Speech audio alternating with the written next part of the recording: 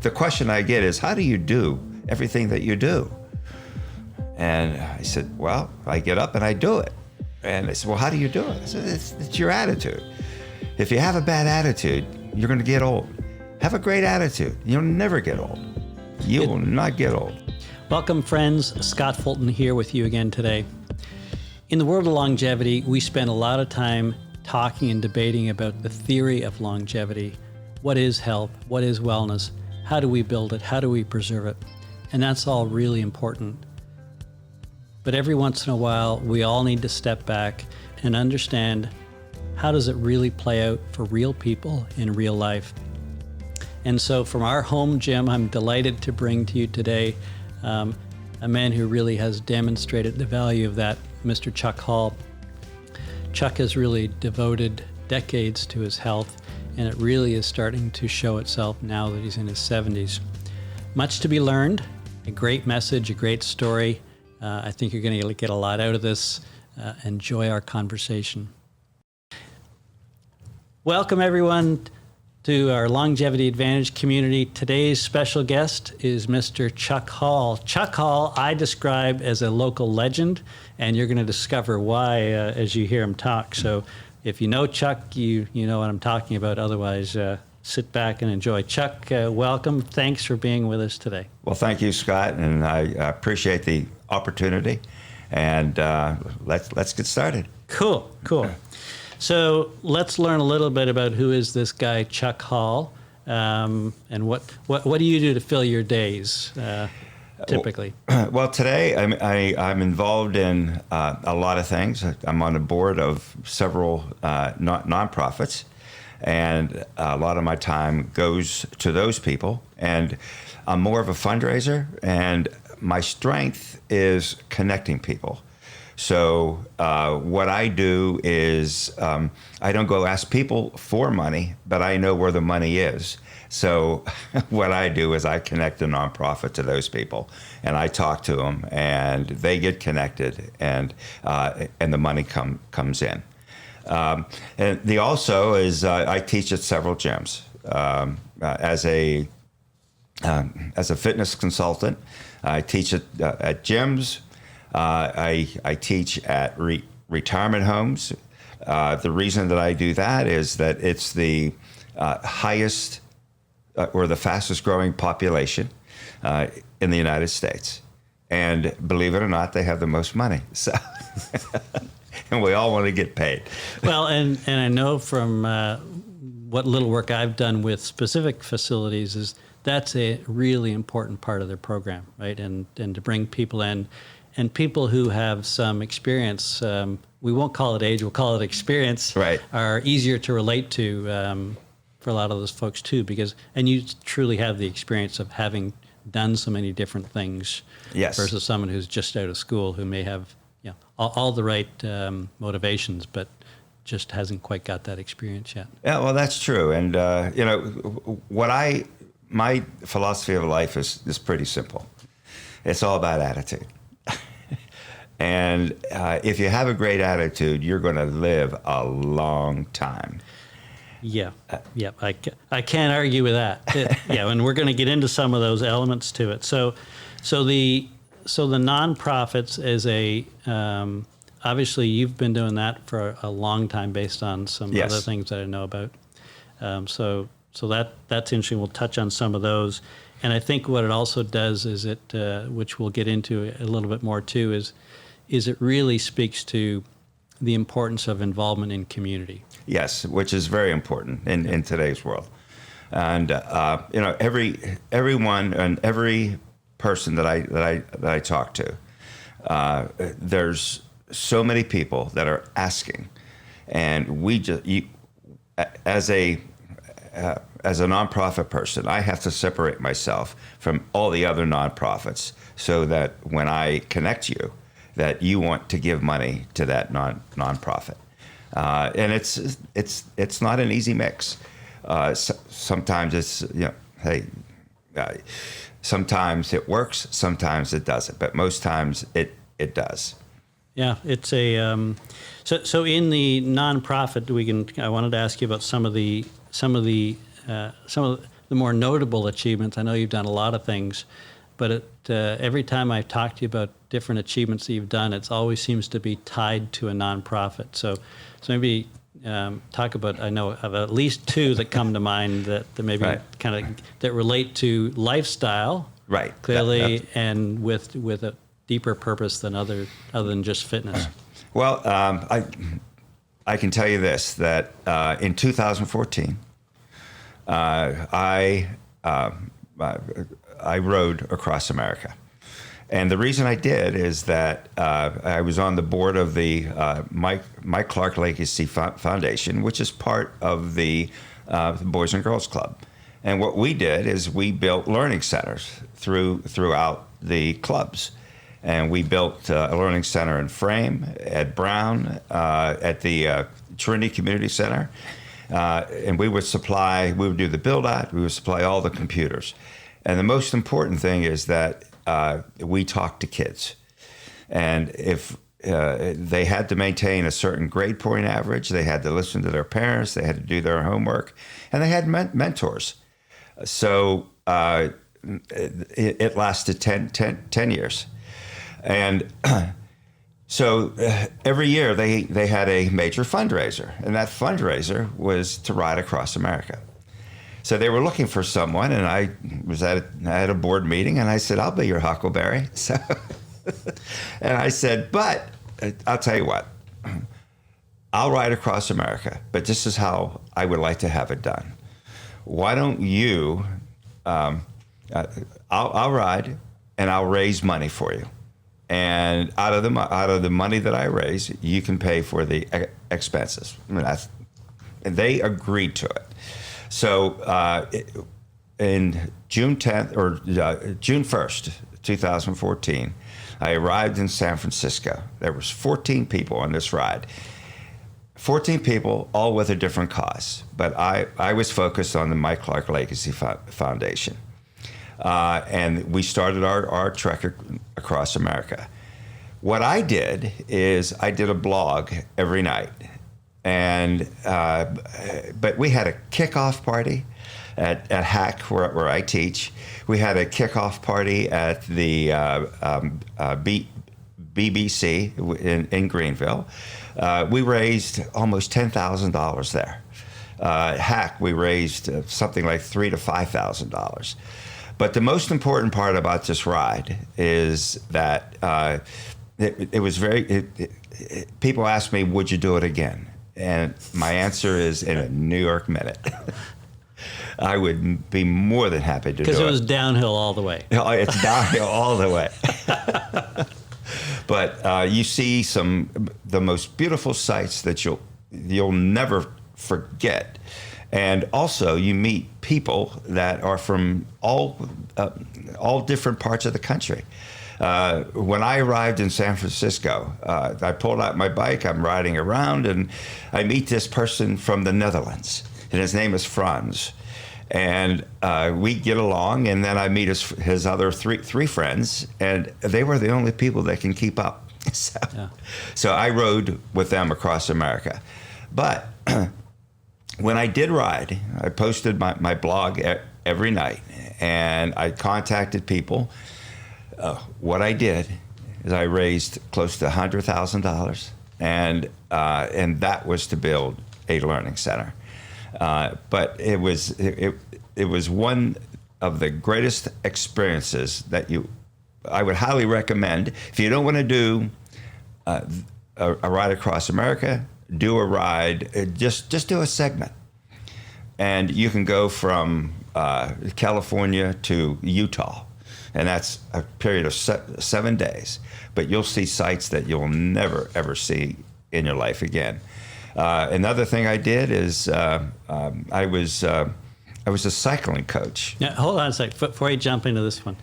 So how many days was it to do the ride across America? Because there's people who are going to be think that's a weekend event, and others will think it's 6 months. No, it was 52 days. There was 47 riding days, so we had 5 rest days. And the average per day was between 90 to 95 miles a day. We got up at 6 o'clock, you had breakfast, you got on your bike, and we finished at 2 o'clock. The most challenging, believe it or not, was Missouri. They called Missouri the land of 1,000 hills. And if you want to talk about rollers, and you're familiar with rollers, it's a 12% grade down, and then coming back up, it's 16%. So we did this for 3 days, and it was nothing but rollers. Luckily, we're glad that we got out of Missouri, but and the Dutchies and I, we rode every day. One would take the lead, and each day there was a person that would take the pool, and you pulled. You pulled all day? Oh, you didn't pull all day. So you would take turns. Yeah. A good example was when we arrived in Indiana. There was a lot of headwind, a ton of headwind. So it was what they called it was Dutch mountains. So they said, this is nothing. We used to ride this every day.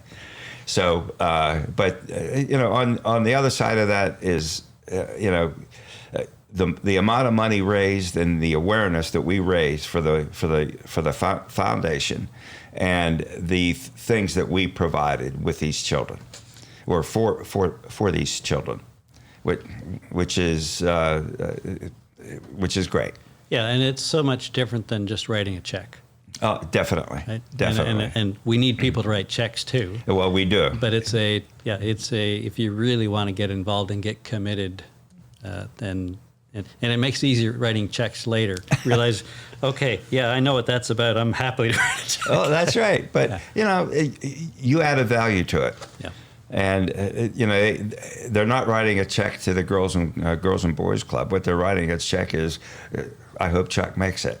Yeah. And so, and that's what I did. Cool. That was one of them. And I have more if you want to hear. Yeah. On a whim, I decided to do the Leadville 100 mountain bike race, and the Leadville 100, it's a 100-mile mountain bike. The thing is when you arrive, you're with 3,000 people. You're on a 2-lane highway. It's asphalt. And for the first 6 miles, you're riding in a group. And then all of a sudden you turn a corner, and the road goes from 2 lanes down to a path. And I got in by the lottery, which means you're in the back. So and the first climb was Mount Stevens, 14% grade, on dirt. Yep. And so with being in the back, someone decides to get off their bike and walk. Guess what you're doing? You're walking. So, and it's a timed race. So what you had to do is to navigate through all the other riders in order to get to the front. And that's what we did. So, but the country was absolutely wonderful. And it's all fire trails. They have more challenging trails in Brandywine State Park than they do out in Leadville. Okay. But it's a great experience. Yeah, it's certainly within the cycling community one of the most notable events, right? So Leadville, in terms of geographic location, is in Colorado. Okay. And it's right at Crest Butte. So Crest Butte and Val, right in that area. So you would have had some elevation coming from sea level. Oh, absolutely. Yeah. Absolutely. Well, you start at 5,000, yeah. and then you go up. I assume you fly into Denver. Yes. Yeah. So you're already a mile, and you haven't climbed a single hill yet. That's right. Yeah. But no, it's beautiful scenery, and again, it was all about the kids, and I was working with the Leukemia and Lymphoma Foundation. I was their cycling coach, and my job, or what I was instructed to do, was to train cyclists to ride around Lake Tahoe. It's a 100-mile ride. And if you know what Lake Tahoe is like. And I've not been there, so that's why I'm really I'm quite interested to hear what it's like, because it sounds really interesting. Well, it is. I mean, it's right on the California-Nevada border. Yeah. And again, you're at 5,000 feet. But the interesting part is the people that you meet. And there was one person that I never thought she would ever make this ride. The first training ride that we did, she was the last person. And and consistently the last person. In fact, one of the rides, she called me and she says, "My bike is broken." I said, "What happened?" She goes, "It cracked." So needless to say, you know why. But now, after this ride, she got inspired, and she is doing triathlons. She finishes in the top places in her age group, and she does aquatries, which is swimming, cycling, and then swimming again. So these are the people that hopefully I inspired them to get on this wave of fitness. So I'll just kind of jump in here, because I don't know how many times we've ridden, certainly a few times through some other things. We just connect, and Chuck's there, but Chuck's never there alone. Chuck's always there's always at least one new person, right? That has never ridden before, and Chuck's going to make sure that they get to the end, right? And in all of us, like when we start something, this can all sound good, but if I've never done it, we all need someone to help us get started. And I see you do that, and a few others. But that to me is partly what I describe you as a local legend, is because you've lifted so many people up and get them going. So, for those of you who are cycler, whatever your sport is, one of the most rewarding things I think people can do is help someone else get started. Right? It doesn't mean you're signing up for a lifetime. No. Your goal is just get them out, get them introduced, and get to know some others and bring along another friend. And that's how communities develop. That's true. Right? That's true. I don't know whether you remember the Tuesday night rides from Toscana that we used to do when we owned the bike shop, the trolley bikes.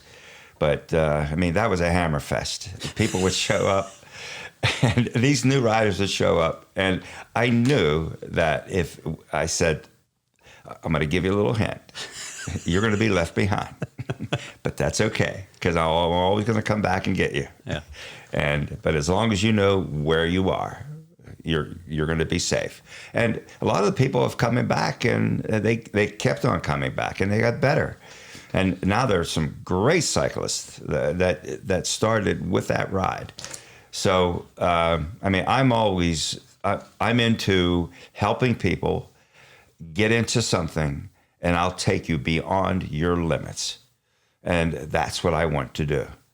If I can inspire you to go to your limit and then go beyond it, the rewards for you is I can't tell you how that feels. And it's the friendships that you make. Yep. And that's what it's all about. So I'll just throw in a quick example of, when I was in my 40s, and I was out doing some riding, and I've discovered that I was with some people who were training for Ironman Lake Placid. And so they said, "Oh, we're going to watch the Ironman in Kona." That was, I think it was the ABC program then.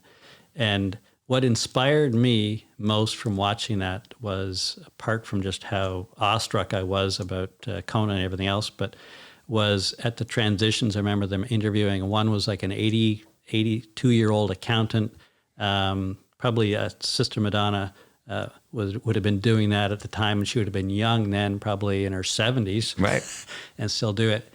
And those are the two things I remember more than anything else. Mm-hmm. That's and right. I remember saying, if they can do it, why can't I? Right. I had no need to do it, mm-hmm. but it was just seeing the role models that we surround ourselves with can have a huge impact on us. And that's why I think people like you that go above and beyond do so much more than you realize. Right. Well, thank you. No, it's really, really important that people do that. Yeah. And I've helped a lot of people, and I can't tell you how many people I've got into cycling. I teach cycling at different clubs, spinning.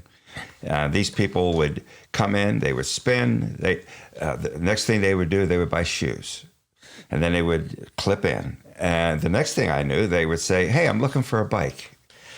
And the next thing is they're out riding, and then all of a sudden, you just get used to the view because they're so good, and that's the glory. That's what you want to see. You always want to ride better with people better than you. Yep. And that way, it keeps you fast, keeps you motivated, and that's what it's all about. And once you get comfortable on the bike and you're comfortable drafting, you don't have to be as strong as the others, because that's how they can help you. You can stay with them. That doesn't work so well in the hills, of course. But if you live in a flat part of the country, you can go a long time. Right? I won't get into it now, but it was like these guys were doing 25 mile an hour average, and it was flat, thankfully. Mm-hmm. And I was happy to sit on the back and get pulled along. That's right. But no, I mean, I enjoy cycling. I'm a runner. That's where I started. And a cyclist is nothing more than a retired runner, a injured runner. Yeah, I hear that one a lot. So let's go there. So in case people think that this is what you've done your whole life, no, it was not, right? It was not. I was an athlete in high school. I played all sports, football, basketball. I was the smallest guy. And what I found out is when I played football, all these guys they would kick my butt during practice. But after practice, we used to have to run a mile. And I would be yards ahead of them. I said, gosh, I can do this. So they would kick my butt during the practice. I would kick their butt on the mile run. So, but life deals us choices. I went into the corporate world. I met a person. We got married. We had a child. Ballooned up to 225, 30 pounds. And one day, I was a smoker. And one day I'm sitting around and I said, Chuck, you're 36 years old. If you want to see 37, you got to change your life. So I'm sitting at my desk, threw my cigarettes away. I started running. And I'll never forget, this was in February of 1984, February 28th, to be exact, 1984. And I trained, and I ran my first 4-miler in Coatesville. So I thought I was pretty good. So we started, Scott, the only people that I beat was the one-legged man and the person in a wheelchair. And I was terrible. And I said, I got to get better. So I did. And what I did is I just started running, and I went to the Y. And there was a person at the Y. Her name was Jody, and she was the fitness director. And I'm skipping rope out in the hallway. And she says, "What are you doing out here? Come on in." So she ran a tri-fit class. And a tri-fit class is nothing more than a running, it's a HIIT class. But back then, they call it tri-fit. Went in, when they did laps, I was the last person. But I got better. And every year, I got better. And until finally, I was running 5Ks in 17, 18 minutes. And I was very good, and I'm still very good. But that transformation has led me down this road. And in order to remain healthy, you have to keep moving. And that's the key, is move. Move each and every day. You don't have to run, but you can walk. You could just do anything. Yeah, as you're telling me the story, I'm replaying my own experience, and it's not that dissimilar, right? And I think it's probably really popular as people go through and they just get so caught up in work. They get caught up in taking care of everybody else, which are all important things to do. It's not a question of giving any of those things up, but you realize sacrificing yourself Right. comes at a price, and we all have to make sacrifices, but we have to do it in balance, right? Right. And that's when you realize life is out of balance. And I know for me, I described it as I reached out and hit the reset button, Right. and changed a lot of things. But and that period in life is really important. And I think as we, particularly, whether you're in your 30s, your 40s, and certainly by age 50, I kind of put age 50, most of us in the aging space say, by age 50, you're going to decide what the rest of your life is going to be. You're right. You can get away with some things for longer Right. than maybe you can. should have. But beyond age 50, it just gets harder psychologically because everything's so entrenched. It gets harder to change the really important habits. And of course, as you're saying it too, I'm thinking, I remember that was so much fun. Like when I learned how to, like you, in middle school, we used to run for gym. Right. And I was always near the back. And for whatever reason, one day, something clicked and Right. I blew everybody away. And I kept that memory with me for decades. Right. And I obviously still do.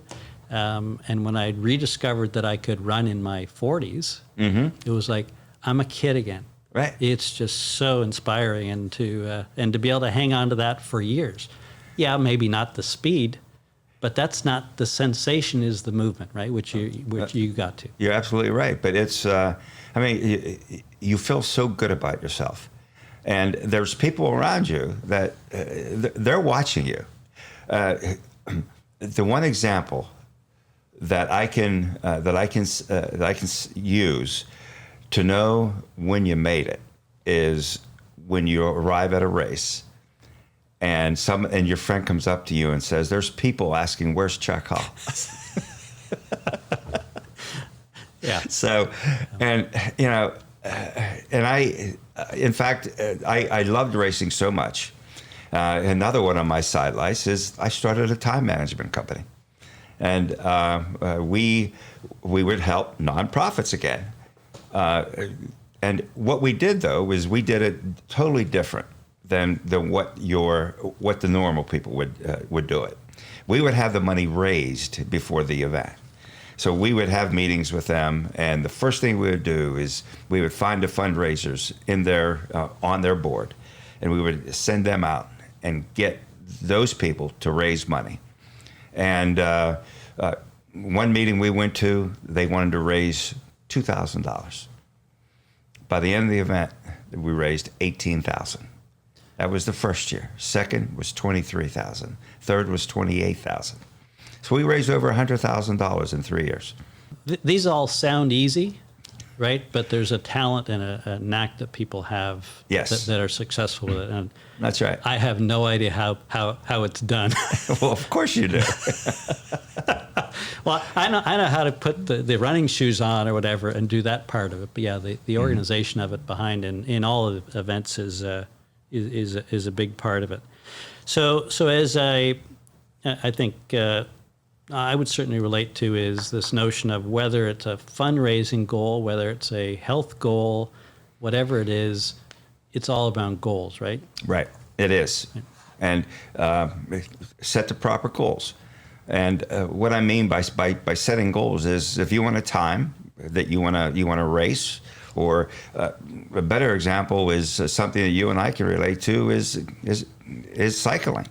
How far do you want to cycle? And pick the fastest person in your group and try to keep up. And I can tell you, when I first started cycling, there was a lot of times I didn't know my way home. Yeah. So you had to find it, but you get better, and if you keep with it, and if you will get better, I guarantee it. Yep. And it really doesn't matter what it is. So on that story, I'll share a brief one about Chuck. So we were out together on a ride in Pennsylvania, and the group was kind of just cruising along. And Chuck had Chuck had to be somewhere. I don't know where it was, but Chuck was out ahead, and I remember thinking, I didn't come to just kind of turn it over. I want a challenge, right? Right. And so I went and I chased you down, and I remember said, "What are you doing here?" you weren't expecting anyone to just show up on their own, but it was fun, right? We set it. So I said, just a short-term goal was, I want to catch that. Just as you said, I want to catch the guy in front of me, right? And I did, and I probably sat on his wheel and sucked air for the next 20 minutes trying to recover, But that's how you move forward in anything. And even in the fundraising thing, you talk about it too, right? Right. You start with set a goal, right? And I believe state it. Yes. Right? State that I have a goal to do whatever. Whether you make it or not doesn't matter. But as soon as you make it public, you will naturally be more driven to want to achieve it. You own it. And once you own it, it changes. And people remember that. And, well, they said you were going to do this. You better do it. So, but it's setting goals. Be prepared on what you want to accomplish. And the thing about it is meet your expectations. And meeting expectations in life is probably one of the most important things. So you never get what you don't expect. So if you want to run a 18-minute 5K, you're going to have to run faster. It requires track workouts. It requires pickups during the run. It could be longer runs. But whatever you need to do in order to accomplish that goal. And the same goes in life also.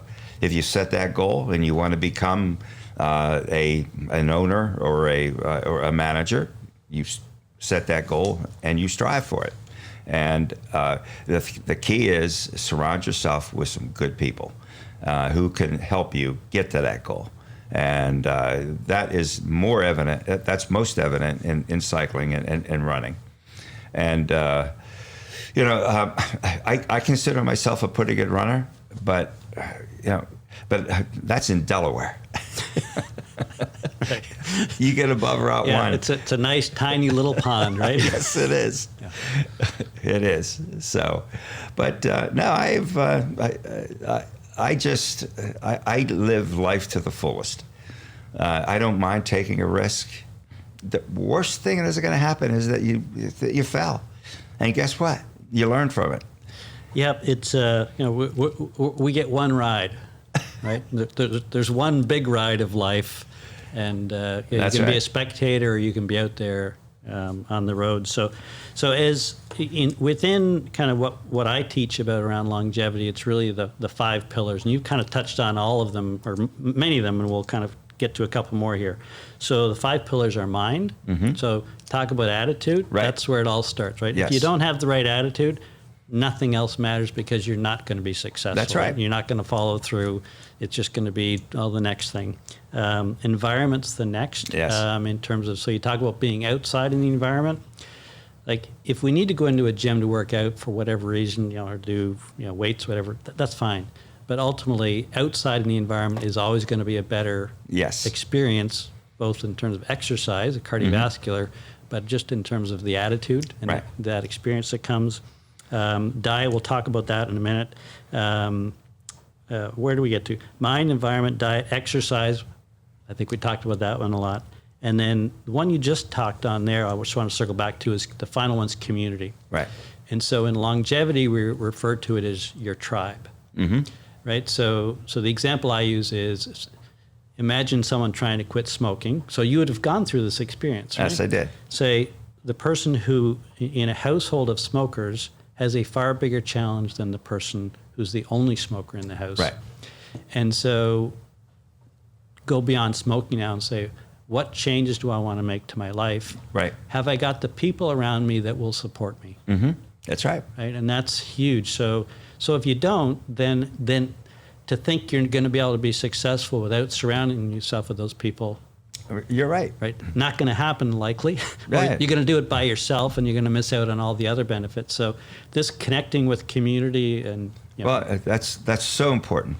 And finding a group of people that like to do the same things that you do, and challenge yourself, and challenge them. Yeah, and you and I, running and cycling is our thing.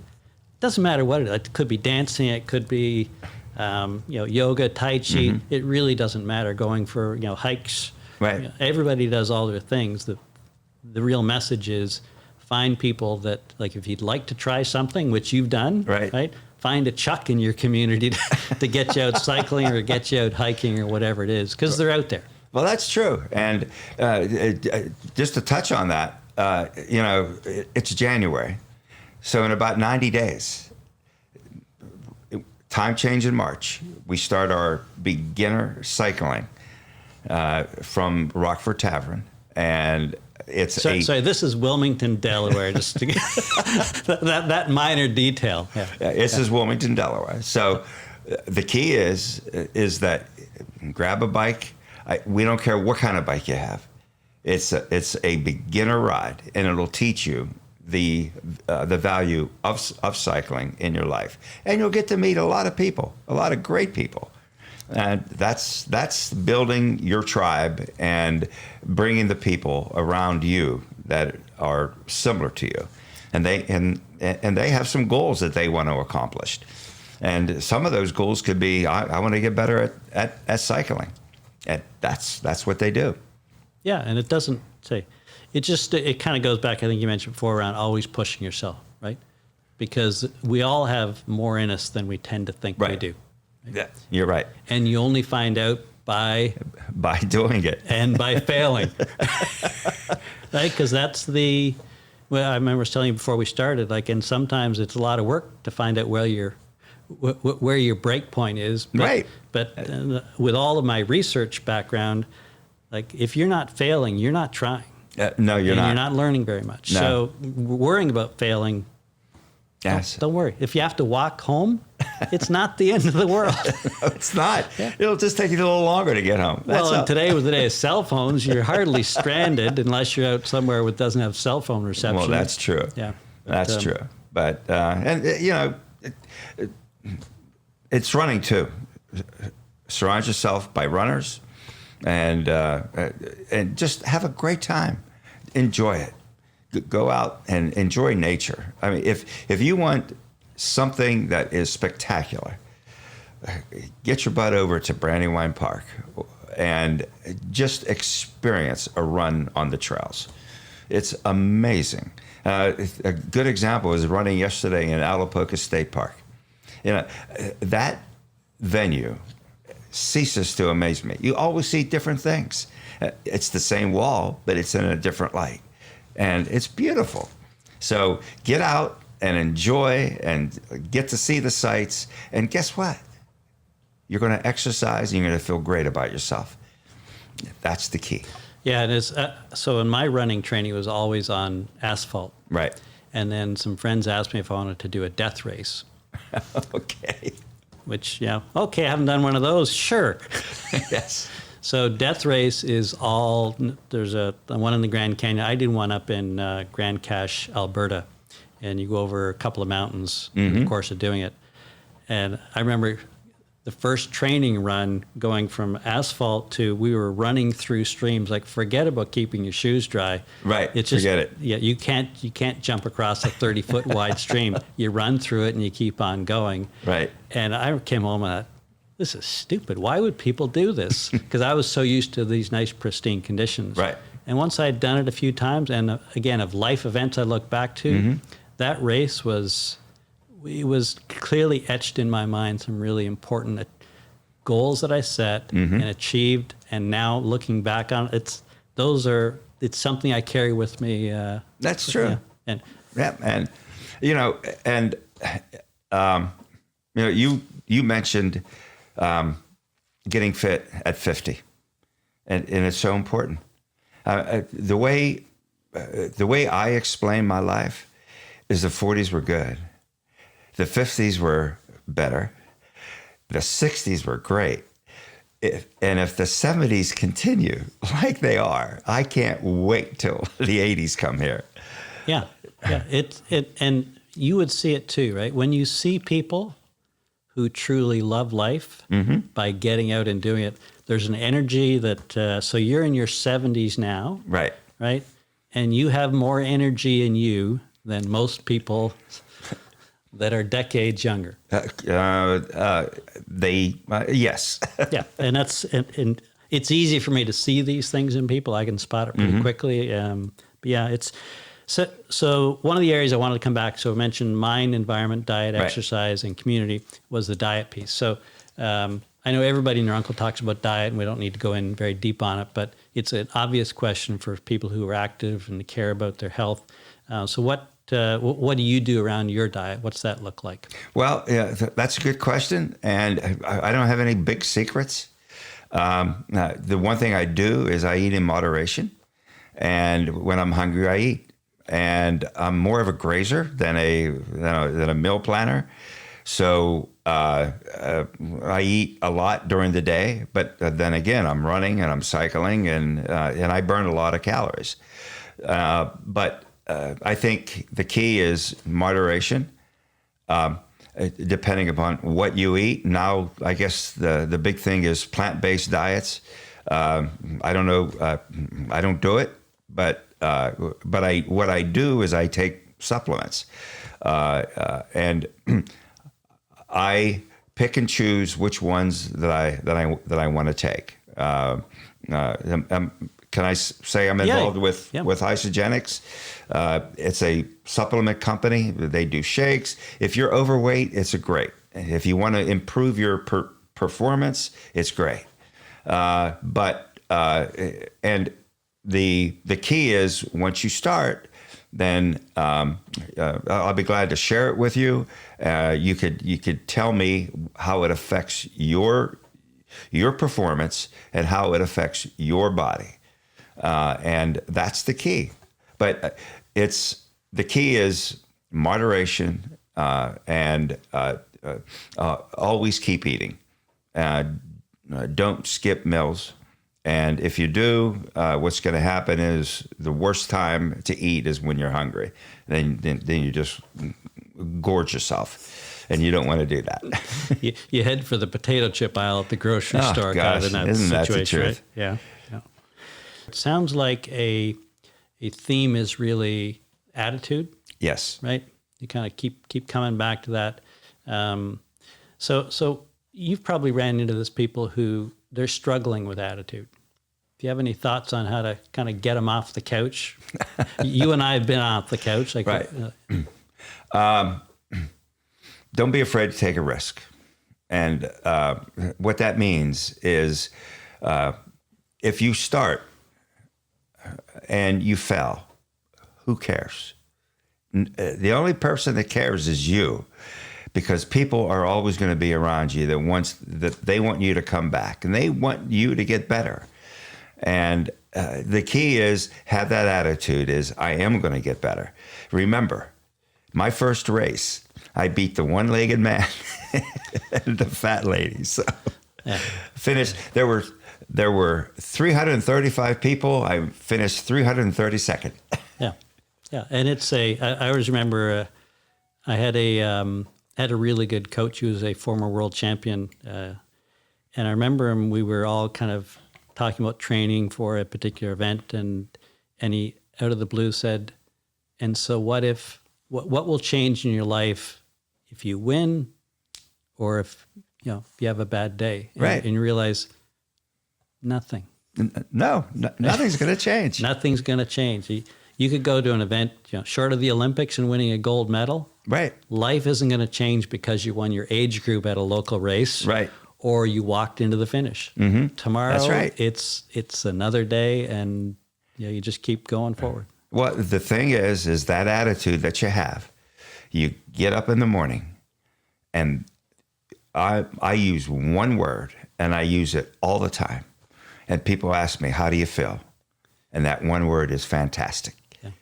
And if anybody that you ever asked who knows me, they'll say, "How's he doing?" He's doing fantastic. What else is there?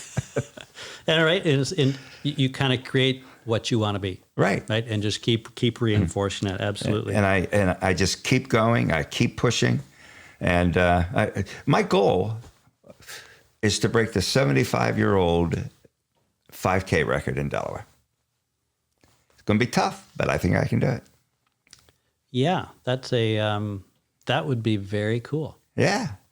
So that's a goal. And so you've got some time to prepare. You're not 75 yet, or even next year.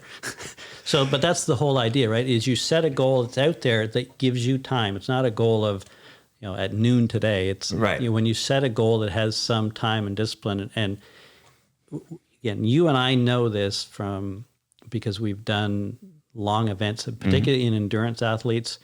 We understand more than most is planning, preparation. Execution happens way down the road. Mm-hmm. Yes. But you want to have a plan out there. And so it's not what you did today or yesterday or tomorrow. It's about every day and having this long term and kind of getting on the, you're going to get off track at times, but you get back on, right? And that you're absolutely right. And, hey, you're going to fall off the rails. I can guarantee it. But the thing is, get back on the rails and keep driving. Yep. You will get better, and listen to people. Listen to people around you. When I was losing weight back in the day, when I weighed 235 pounds, I went up to a guy at the Brandywine Y up in Coatesville, and I said, "What's the key for losing my last 10 pounds?" He says, "Stop eating sugar." That's all it did.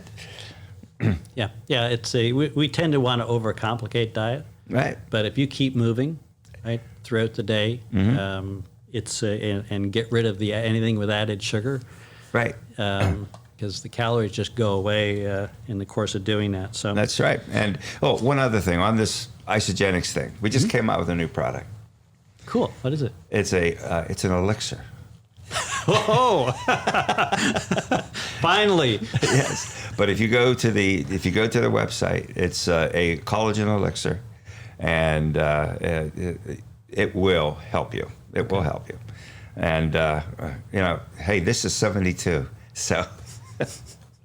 Yeah, well, and I think collagen is one of the areas now, right, which we've recognized. It's kind of been overlooked generally in the supplement and the health world. So I think there's now a recognition of it's actually one of the most important supplements we have. So yes, so and the other thing is keep moving.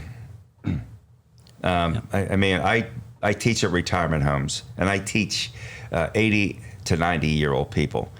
One of the persons in my class was a 98-year-old woman. She was as sharp as a tack, and every day she got up and she moved. And she says, Chuck, I really appreciate what you do, because I can't tell you how many times that I would be walking and I would trip on a curve, but I caught myself because you told us what to do. And, that makes you feel good. When old people fall, they get hurt, and it doesn't end in a good way. So if you're going to help one person, if you help one, they're going to help somebody else. Right, and that's kind of that tribe thing, be the role model, right? You That's start right. out as the follower. That's how you evolve into a leader. That's right. Yeah, it's easily done. And another one of my keys is always hang out with people younger than you. That's a really, really important one. And kind of, again, who do you surround yourself with? Right. Right. It is so you would be a good example of this as a role model, because it's apparent it impacts your lifestyle. Right? Yes. Right. And so how does it? So you make a conscious effort to surround yourself with young people. What difference does that make to your life, do you think? Well, it makes me keep moving. It makes me think younger. And it makes me not become sedentary and satisfied with what I have. These people are just getting into they're in their 50s, and I'm with them, and I'm learning from them, and also they're learning from me. The question I get is, how do you do everything that you do? And I said, well, I get up and I do it. And they said, well, how do you do it? I said, it's your attitude. If you have a bad attitude, you're going to get old. Have a great attitude. You'll never get old. You will not get old. It's funny, as you're talking about this, I remember I did a couple of stints in corporate life, and I'm thinking, particularly as our society is getting older, and we're really wrestling with what is retirement both from the corporate Right. side, right, in terms of should we be trying to move people out that don't want to go. It's I would have loved to have someone like you come in and talk to one of my companies, because it really is part of this whole, how do you motivate people? Right. Right. Because that's what, at any age, it's not, and it just starts to give a different perspective within the corporate world around how do we treat older employees. Right. Right. You're absolutely right. And I'd flip around and say, and how should older employees expect to be treated? Right? There's two sides to you're that right. coin. If you want Yes. to default into the, you're all about retirement and you can't wait to get out the door, well, don't be surprised when they want to help you out the door. I think your message is just so important on so many levels. And Well, thank you. yeah, I mean, I have a mantra. That mantra is never give up a second, because you never get it back. And just think about that. Give up 1 second, you never get it back. Give up a minute, you never get it back. Give up a day, you'll never get that back. So live life to the fullest, take risk, have a great attitude, and get out there and just do something. And do something for yourself and do something for your community. That's the key. And you'd be surprised how many people that you might touch that you don't know that you've touched. So, just set your mind to it, and it will get done. So that is perfect. That's something we all need to hear every day, right? Yes. That conversation in our head every morning when we start. Chuck, it's an honor to be with you today, to get the chance to hear you talk about kind of the aspects of your life, how you got to where you are today, to see where you're going, and Right. and bringing us all along with you. You've been a positive influence on me since the first moment I met you. well, thank you, Scott. You spot those people, Yes. right? We all spot them, we recognize them, and so thank you for sharing your time and some of your thoughts with us. Well, it's been a pleasure, and please, anytime you want to get on that bike, let's go. Well, you can see I got the dry land one over here. Yes. That's always ready. So yeah, I'm looking forward to the nice warmer weather, which hopefully isn't too far away. And I can't wait until the sun is on our back and we're out riding. Yeah. Well, maybe it won't be that long. Hey, next month. Great. Well, thanks, Chuck. Thank you, Scott. I'll put your contact info down underneath the notes for people Yes, who want to please reach do. out to you. And boy, I can't think of someone to have a better influence around me than you. So thank you for today, Yes, and for all that you do. Yeah, and if anybody needs help, I'll be more than happy to help them. And thank you for the opportunity to talk about me and talk about life and talk about what's next for a person that's having some doubts. So there's a great life out there. Find it and do it. And that's the best advice that I can give you. Perfect advice. All right. Thank you, sir. Thank you, Scott.